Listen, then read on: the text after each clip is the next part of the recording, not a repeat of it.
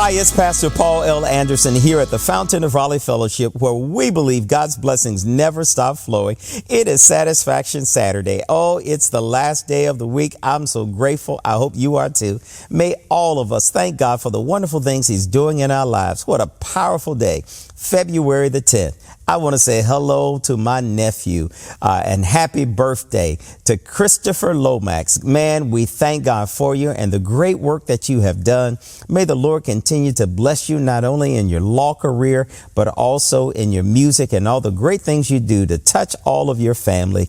And we're so happy that we are all related to you. Today, I invite you to look with me at Luke's Gospel, the 19th chapter, verses 41 through 44, the New Living Translation. We begin to see that Jesus weeps over Jerusalem. As he gets closer to Jerusalem, the Bible begins to remind us, he looked and he saw, and he said, I wish today for all these people that they would understand the way of peace. Jesus wanted all of them to know that long before their enemies had built walls against them, long before their grounds found themselves being crushed, the enemies were all around them. They found themselves being in a position whereby they knew that there would be wars. Their children would die. They would die. Their enemies were just seemingly reaping havoc. Jesus looks over the city. He weeps for them because he knows that they're fighting, and God brought them peace, but they have not embraced it. This becomes a message to all of us.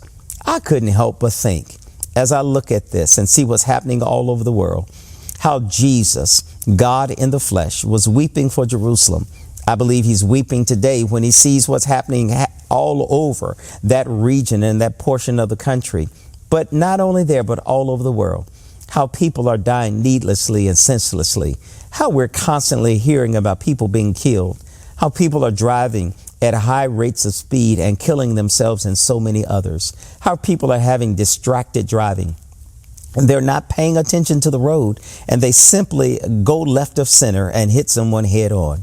There are so many casualties. There are so many fatalities in our world because many of us are focusing on the things that are not the most important in the world.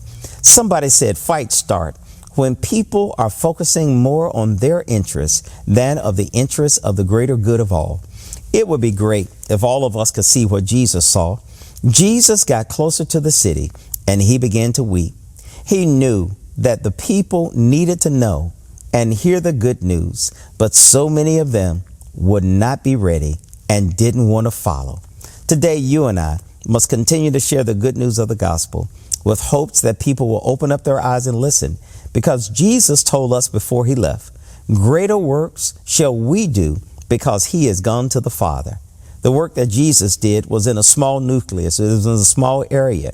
But the work that we can now do is we can share the good news of the gospel throughout the world.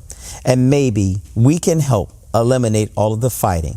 Maybe you and I can help eliminate all of the hatred. Maybe you and I, by sharing the love of Jesus, somebody will catch what we have. Somebody might catch the epidemic of God's love and God's grace, and we'll share it with everybody and we'll pass it on. I remember singing a song when I was a child that said, pass it on. It only takes a spark to get a fire going, and then soon all those around will warm within its glowing. That's how it is with God's love. Once you've experienced it, you want to sing, it's fresh like spring, and you want to pass it on. Let's pass it on that somebody might see, hear, and know that God loves them in a very special way. Take the Lord with you everywhere you go, and we ask that you take him with you as you celebrate with us tomorrow at the Fountain of Raleigh Fellowship for our in-person worship service at 9 o'clock a.m. and our virtual worship service at 7 o'clock a.m. We'll save you a seat. May the Lord bless you real good, and take the Lord with you everywhere you go. God bless you. To sow a seed to the Fountain of Raleigh Fellowship, visit our newly redesigned website, thefountainofraleigh.org, and select Sow a Seed from the homepage. Also, giving has been made easier with the new Fountain of Raleigh app, available now in the Apple App Store and Google Play Store.